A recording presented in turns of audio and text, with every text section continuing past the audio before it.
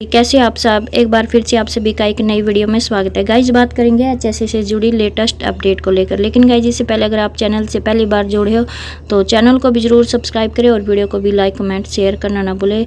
तो जान लेते हैं आज की जो एचएससी से जुड़ी लेटेस्ट अपडेट आई है। गाइज यहाँ पे देखो, हरियाणा कर्मचारी चयन आयोग कैटेगरी अनुसार 4 गुना शॉर्ट लिस्ट करेगा उम्मीदवार। और आयोग ने उम्मीदवारों को एक ही सॉफ्टवेयर के जरिए अलग अलग पदों के लिए आवेदन करने की सहूलियत भी दी है। गाइज यहाँ अब की बार तो गाइज यहाँ पे हरियाणा कर्मचारी चयन आयोग ने जो ग्रुप सी के जो पद हैं पुनर्विज्ञापित किए हैं, अब उनके लिए आवेदन मांगे हैं। और उनमें से जो उम्मीदवारों को नॉलेज टेस्ट के लिए बुलाया जाएगा उनको अब कैटेगरी अनुसार शॉर्ट लिस्ट किया जाएगा।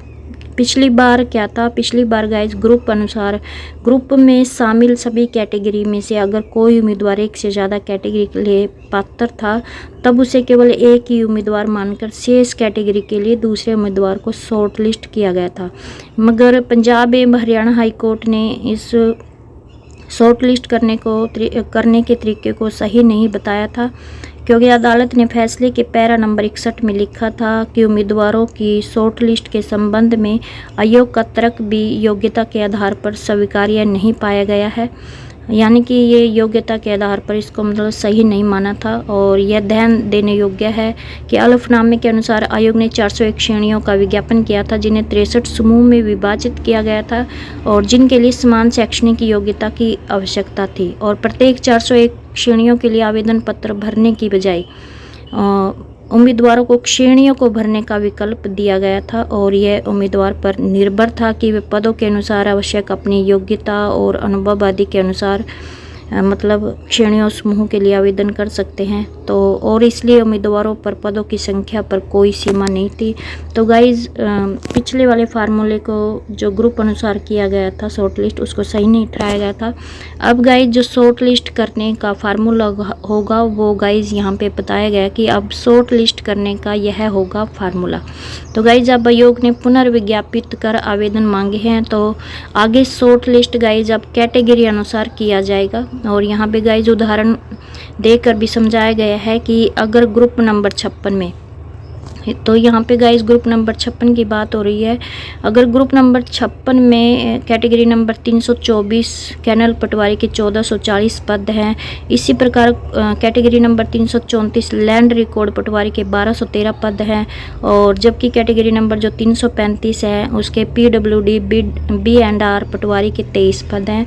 तो गाइज इनको जो शॉर्ट लिस्ट किया जाएगा वो इस प्रकार किया जाएगा, यानी कि जो कैटेगरी नंबर 324 है उसमें जो कैनल पटवारी के 1440 पद हैं उनका जो 4 गुना यानी कि 5760 उम्मीदवारों को उनकी आरक्षित और अनारक्षित यानी कि सभी श्रेणियों को मिलाकर यहाँ पे शॉर्ट लिस्ट किया जाएगा। यानी कि कुल मिलाकर के 5760 उम्मीदवारों को यहाँ पे शॉर्ट लिस्ट किया जाएगा, जिसमें आपकी जनरल कैटेगरी और बाकी जितनी भी आरक्षित कैटेगरी हैं वो मिलाकर। इसी प्रकार गाइज कैटेगरी नंबर जो 334 है उसके लिए जो 1213 पद हैं उनका जो 4 गुना होगा वो 4852 उम्मीदवारों को, जिसमें आपकी जनरल और बाकी जो भी रिजर्व कैटेगरी है उसके अनुसार शॉर्ट लिस्ट किया जाएगा।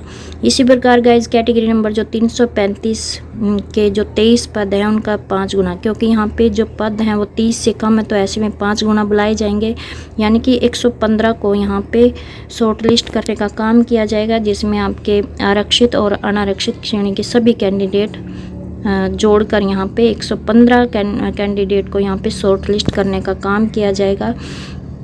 तो गाइज़ यहाँ पे जो ग्रुप नंबर 56 है इसमें जो सबसे ज़्यादा पद हैं वो आपके होंगे गाइज़ यहाँ पे ग्राम सचिव के, जो कि 3100 के समथिंग है। तो ऐसे में जो शॉर्ट लिस्ट किया जाएगा शॉर्ट लिस्ट किए जाएंगे जो कैंडिडेट वो होंगे गाइज 3100 का 4 गुना यानी कि 12400। तो ज़्यादा से ज़्यादा गाइज यहाँ पे ग्रुप नंबर 56 में 12400 कैंडिडेट को यहाँ पे शॉर्ट लिस्ट करने का काम किया जाएगा, जिसमें आपके जनरल कैटेगरी के भी कैंडिडेट होंगे और बाकी जितने भी रिजर्व कैटेगरी हैं उन सब के कैंडिडेट मिलाकर यानी कि 12400 कैंडिडेट को यहाँ पे शॉर्ट लिस्ट करने का काम किया जाएगा।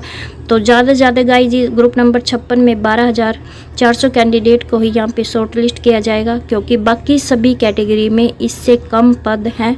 तो ऐसे में गाइस देखो यहाँ पे आपकी जो कट ऑफ है वो तो हाई जाएगी, क्योंकि पहले जो ग्रुप नंबर 56 में जब पहले ग्रुप वाइज बुलाए गए थे तो 27,000-28,000 के आसपास कैंडिडेट को बुलाया गया था, लेकिन अब केवल 12,400 कैंडिडेट को यहाँ पे शॉर्ट लिस्ट करने का काम किया जाए, तो कट ऑफ तो जाएगी हाई।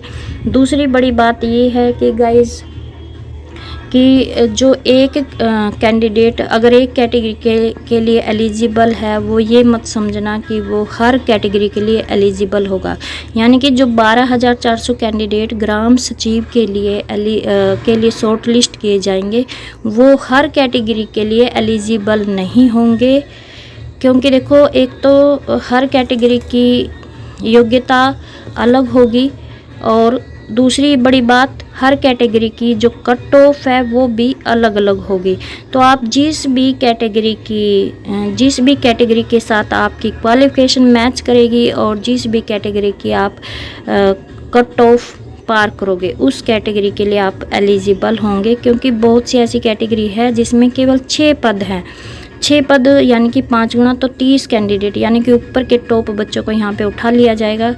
तो ये थी बात, क्योंकि एक तो जो ग्राम सचिव के 12,400 कैंडिडेट हैं, ये आप मत समझना कि आप हर कैटेगरी के लिए एलिजिबल है, क्योंकि हर कैटेगरी की अलग वो होगी क्वालिफ़िकेशन।